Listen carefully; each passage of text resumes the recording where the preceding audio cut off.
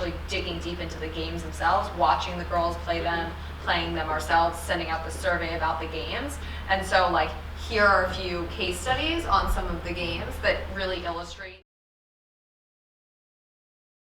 Our ask was kind of to think about girls' needs and wants around play. We were focusing on ages 6 to 12, and our strategy was kind of to interview these young girls and figure out how they play and what they want when they play, and then from there to apply that to the video game space and see kind of what's missing in the market and why video games aren't meeting girls' needs around play. We're working on a project, a real-time project that a real-life client cares about for their business. So in the beginning, we had a lot of sort of prep work about how to do these interviews, how to interview kids specifically, because that's challenging, and making sure that they're like kind of honest with you, and sort of how to frame the questions in a way that they can understand and that you can get answers that are going to be useful. So we had a lot of training on that, preparing sort of our discussion guides as a frame for how we were going to do these interviews,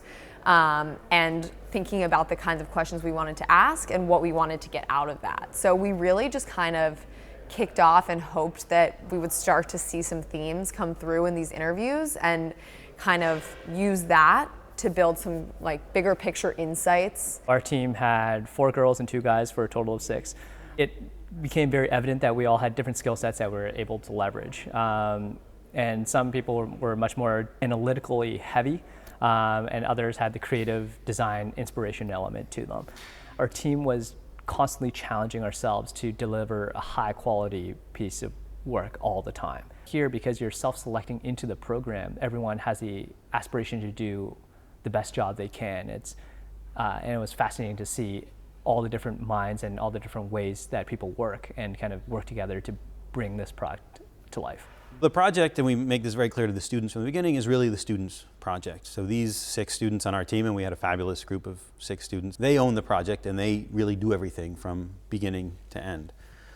We meet with them each week and we do the best to tell them what we know about consumer behavior. So Ravi, Dar, and I, who both advise this project, share with them any insights we have about the psychology. We point them to resources. It's a long and involved process. It's a kind of process Ravi and I couldn't easily replicate without the help of students. And having these 6 smart people engaged in this, in addition to Ravi and I thinking about it, really gives us the different perspectives that allows us to triangulate a more interesting answer and a much deeper answer. Our midterm presentation was with just sort of our main client and her, another person from her team, and our presentation to the 2 of them went so well that they had us do it again a few days later with their game developers on the line as well. So we sort of did 2 iterations of the midterm presentation, and then when we went there for the final, there were probably 20, 25 people in the room. We ended up having a pretty lengthy discussion at the end about sort of what if we were investing in a game, what would we want to see, and would this be worth it to us? So I think just seeing that they genuinely wanted to hear our opinions on all of this made me feel like they were pretty pleased with what we had done.